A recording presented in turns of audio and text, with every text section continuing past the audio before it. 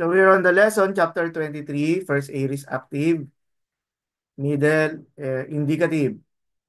So last meeting, our study was on the 22nd chapter, which is about second aorist. Okay? Oh, sorry. So the aorist tense has often been mishandled by both scholars and preachers. Aorist verbs too frequently are said to denote once for all action. Okay? So for example, Jesus' victory over sin and death is not of mere historical interest. It is also theological. For Romans 6 teaches that those who belong to Jesus shares his victory over sin. Verse 2 says, oitines apetanomen te hamartia, and then there's a comma, so there's a break. Pos heti, pos hetis, zoben, and aute. We have, we who have died, so this is participle, we who have died to sin, how shall we still live in it? No?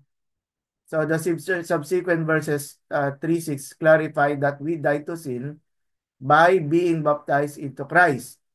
For when we were baptized into him, we were crucified together with Christ. Okay?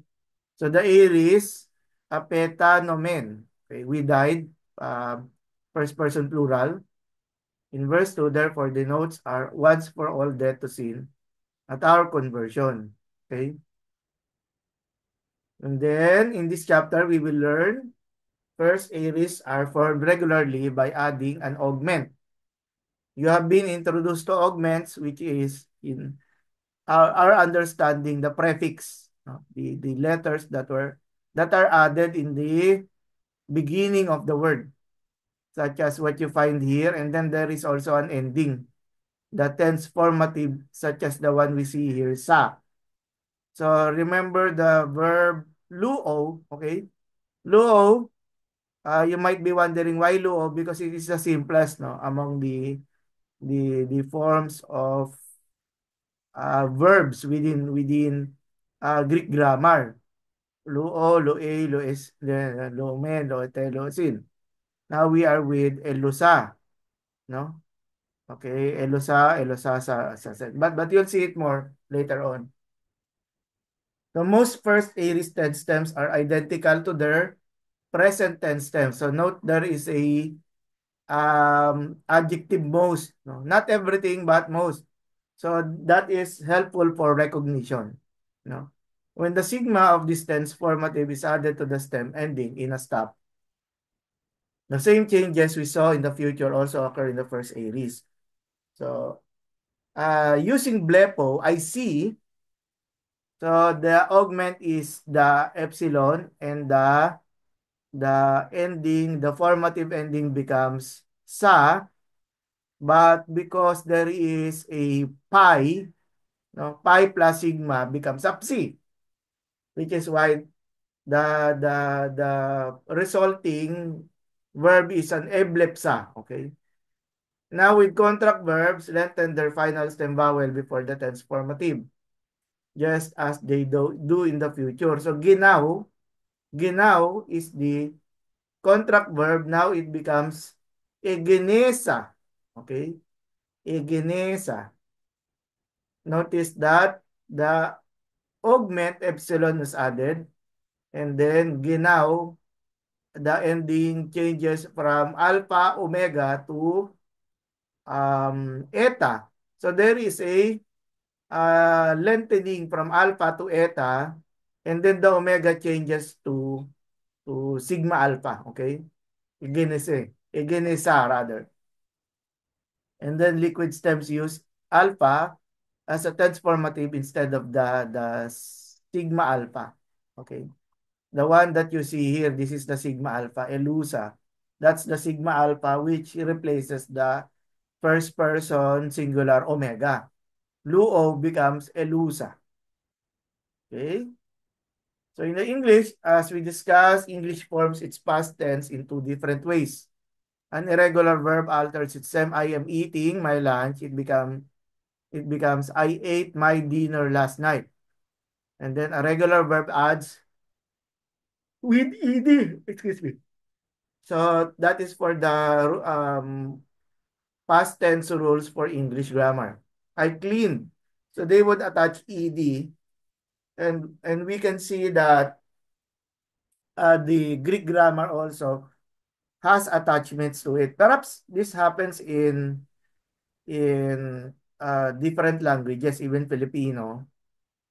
For example, tapos, the word finish is tapos. So the past tense or the simple aorist of tapos will become natapos, meaning finished.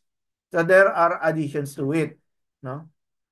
And so the first aorist is the Greek equivalent of the English irregular formulation, meaning the understanding they would add ed. It is not the irregular forms. So the second aorist, the um lessons that we had before this one, no, they may belong to the irregular forms. Translation I studied. Okay, so characteristics of the first aorist, there is the augment, the epsilon. You were first introduced to the augment in the imperfect, no, imperfect active, so there is an augment plus the active tense stem, which is the lu, and then the tense formative, which is sa, and sometimes there is a secondary active, depending on the person number being discussed, such as the one we find here sa men. We remember in the present first person plural is omen, right? Omen, like lu omen or ginos komen. Now it becomes samen, okay? The sa plus men. And the connecting vowel in the present active is Omicron plus men. Okay. So these are the examples for the first aorist. And then we can see here um uh 1, 2, 3, 4, 6 columns, no? So the first aorist is the first column, and how it is translated is in the third column. While the imperfect of luo is eluon, okay? So elusa, elusas, elusen. And then elusamen, elusate, elusas. That's on the second column. So if you're going to memorize it, look at the endings, no? Sa sen, sa men sa tesan, okay? Sa sen, sa men sa tesan, sa sas sen, sa men sa tesan. The present active, is o, is a, omen, ote, ete rather, ete, usin. Okay? So there are similarities to the present active. And then the imperfect of luo becomes eluon, elus, eluen. No? Eluomen, eluete, eluon. Okay? So these are similar terms, or rather the endings, the prefixes appear to be the same. I'm saying appear, no, they're not the same, no, but they appear to be the same when we talk about the first aorist. The first aorist, the present active, and then the imperfect. Now we can see the difference of the second aorist in comparison to how the first aorist is constructed, no? This one, the last column, which is the sixth column, no? In the far right, which is elabon, elabes, elaben, elabomen, elabete, elabon. Okay? So the augment, the first aorist is augmented just as the second aorist and imperfect. Notice in the example here, 23.5, the table, no? The augments rather are epsilon, no? In the first aorist, the imperfect, and the second aorist. Now, on the tenses, the aorist active is formed from the first aorist tense stem, which is generally the same form as the present tense stem. So, the um, the verb or the verb stem is maintained, no, in the first aorist, While the augment is also the same, no? Kasi epsilon for consonants, no? For words that begin with a consonant, such as the example provided, which is luo, no? Beginning with the consonant letter lambda, no? And so, Greek adds a tense formative between the stem and the personal endings to form the first aorist in the same way that it adds sigma to form the future. The first aorist active tense formative is sa, the one that you see here, and then the example provided, example provided um, here, no? Yung bullet in the first bullet of the overview.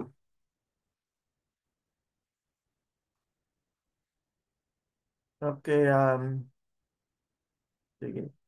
Personal endings. The first aorist active uses secondary personal endings because the aorist tense is augmented.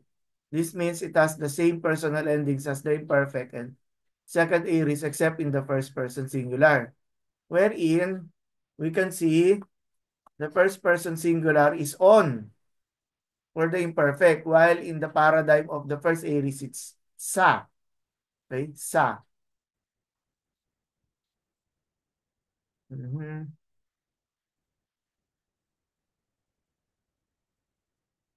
Okay,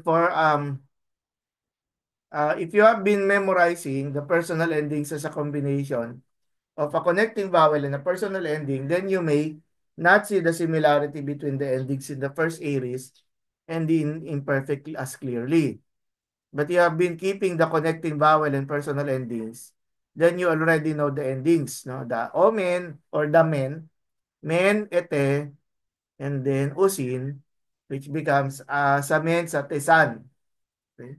Samen, sate, san. Contract verbs, as was in the case in the future, contract verbs, lent, tender, contract vowel before the tense formative. So agapaw becomes egapesa. Okay, notice that agapaw begins with the vowel, no? Kaya therefore the augment shifts from alpha into epsilon instead of the regular alpha into the eta instead of the regular epsilon. Stems ending in a stop. We have already seen first aorist stems ending in a labial form up C when joined to the tense formative. Stems ending in a velar including aso verbs form aksi. Stems ending in a dental including iso and azo verbs lose the dental. For example, we can see blep, which is a blep plus sa. The pi and the sigma becomes the psi. That is why a blepsa. Eh, same same for the tribo. Tribo, the becomes the beta plus sigma becomes tripsa. Etripsa. Okay, etripsa. And then graph plus a sigma. Remember the phi sounds like or is very close to the pi. No, egrapsa. Now with uh the kappa plus sigma becomes the xi. No, like the snake, no? Or the reverse number 3. Plek plus sa becomes eplexa. Okay? Eplexa. And then pi nun iota gamma pinig, no? Pinigsa becomes epnigsa. Epnigsa. So the gamma, the sound of the gamma becomes a xi which sounds like a kappa sigma. Epnixa. Epnixa. And then break. The chi plus a sigma becomes ebrexa. Okay? Ebrexa. A few more example is spayud. Spayud plus A becomes espeusa. Okay? These are dentals, no? The dentals, yung letters that are pronounced, no, using the teeth, no? Spayud sa becomes espeusa. And then the pate though becomes pate plus a epesa. Okay? Second aries stems with first aries endings. Occasionally, you will find certain second aries forms with an alpha instead of an omicron as the connecting vowel.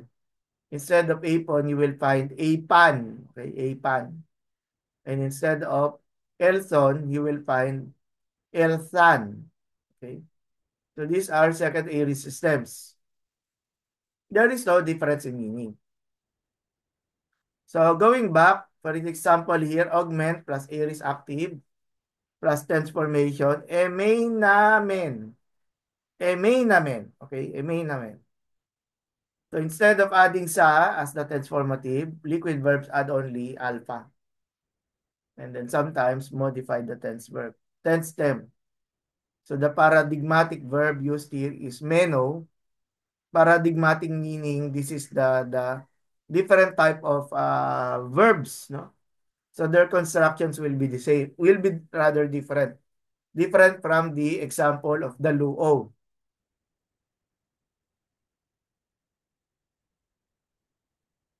Okay, so the first the aries liquid becomes emena. No?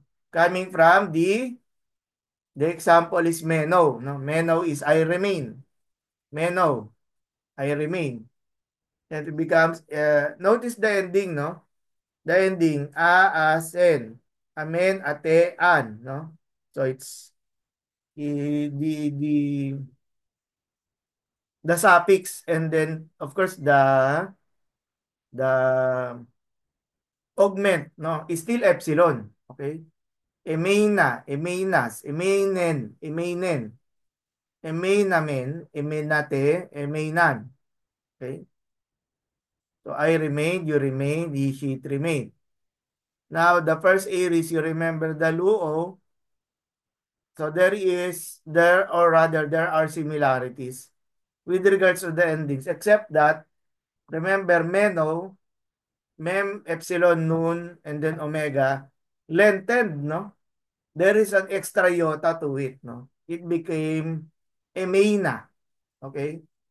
The four-letter word meno, mem, epsilon, nun, and then omega, lengthened, no? It becomes emena. Emena, emenas, emenen, emenamen, emenate, emenan. Now, for the first aries, which is elusa, you can see that there is no lengthening, no? Such as the one that happened in emena. No lengthening. No, lengthening meaning there is an additional iota, no, for the case of emena.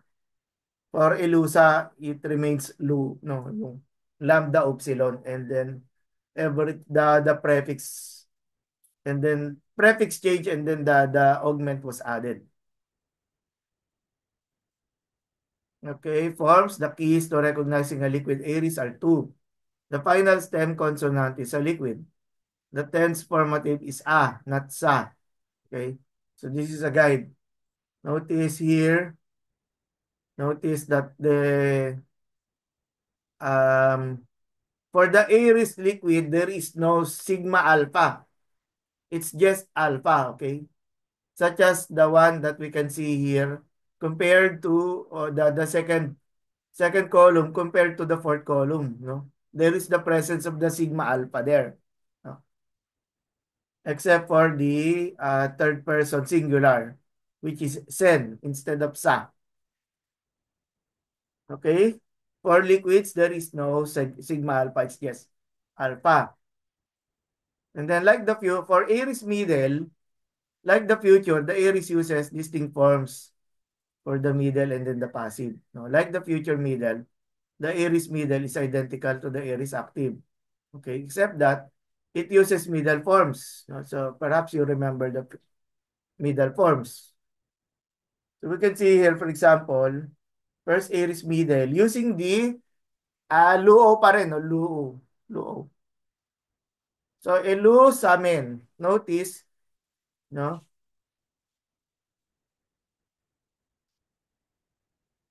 Elu sa amin, and then eluso, elusa to.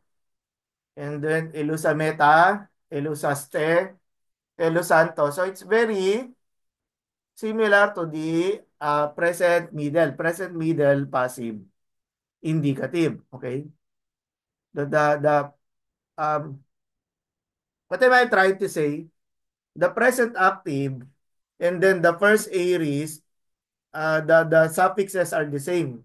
Now for the present passive and then the first aorist passive, we can see that there are also similarities to it, such as the ending the example provided in the fifth column, second aorist, no? Ano no? Omen. O, ito. Umesa onto. While the first aorist is amen, or actually it's amen. Samen, so, sato, samisa, saste, santo. And then you know that the verb is a middle deponent in the aorist if the third tense form of the verb listed ends in main. Okay? Such as the example, arniomai, no, I deny, becomes ernumen, ernuomen, no? So there is the change of the augment, no? From alpha, it becomes eta. Okay, for the middle voice, up to this point, every middle we have seen is deponent, therefore has an active meaning. No? There is another situation we need to look at. A few verbs have one meaning in the active and another in the middle. The most common example is arco, meaning I rule, which in the active means in the middle, arcomai means I begin. No? So there is a difference between the present active arco and then the present middle arcomai. Although they come from the same stem, the translation of arcomai, the middle becomes I begin. Okay, arco and then arcomai, and then apto I light, no, a fire, and then up to my I touch. So do not touch the fire. No, it's just perhaps it has something to do with the activities of the hand, no, such as the one lighting a fire. And so a verb that has a first aorist stems, first it's aorist active by adding an augment, tense formative sa, and then secondary personal endings to the aorist tense stem. Now, the aorist middle is a distinct form from the passive and is formed in the same way as the active, except that it uses middle passive personal endings. So, like the second aorist, the first aorist describes an undefined action, usually occurring in past time. Third point, verbs with stems ending in a stop behave in the aorist as they do in the future in reference to the sigma to the tense formative. And then, for contract verbs lengthen their final stem vowel, before the tense formative. Liquid aorist use alpha, not sigma alpha, as their tense formative and sometimes modify their tense stem. And then a master verb chart, which you can have this page printed out, no? So remember the present active, if we are going, the example provided is still lu, lambda upsilon. So present middle passive is luomai, imperfect active is eluon, imperfect middle passive is eluomen. And then future active, there is a addition of sigma, no? So yung luo becomes luso, no? And then first aorist, no? We will skip yung liquids, no? First aorist, you add an epsilon, it becomes Lusa. Elusa. And then the second aorist, sorry. The first aorist middle is elusamine. Okay, elusamine. Notice that the imperfect middle is elumen. And then the present middle passive is luomai. Now another set of vocabularies. Aperkomai. No? It's still the root word still goes back to erkomai. But there is but this is a compound word, no? Compound wherein a prefix or a preposition was attached to the beginning of the word. So erkomai becomes aperkomai, meaning translated as I depart. No? Remember, erkomai is go or come, no? Go or come. But aperkomai is I depart, no? So it's a concept of from someone who is close to you, and then he is moving far away, no? No. And then arco, we've seen this one, arco I rule. Middle is I begin. So sorry about that. So grapho is I write, but aorist, no, the form is second aorist, no. It becomes agraphon, and then grapso for the future, and then egrapsa. Egraphon for the imperfect, egrapsa for the aorist of grapho, okay? Egrapsa. Remember the sigma alpha, no? That was attached to the phi, which is why it becomes egrapsa. And then there's dio therefore for this reason. And then doxazo, no? I praise or I honor, glorify. And then the aorist tense is edoxasa. Okay? The aorist tense is edoxasa. Now the future is, instead of doxazo, it becomes doxaso. The sigma, the zeta rather, change into a sigma. And then there's dunamis, no? Power or miracle. And then kay Russo, I proclaim, preach, e, ekeruson, no? Ekeruson for the imperfect, keruxo. So what happened to keruxo? This is the future tense, no? Notice that keruso is already sigma sigma, double sigma. And then the idea, if we're going to make it future, usually we add the sigma. So instead of adding another sigma, no, that making that three sigmas, the change becomes keruxo. Keruxo. And then the present form will be, or sorry, the aorist, no, aorist form, if we attach the sigma alpha, no, to the endings of keruso, it becomes ekeruxa. Ekeruxa. And then I drink, becomes epinon for the imperfect.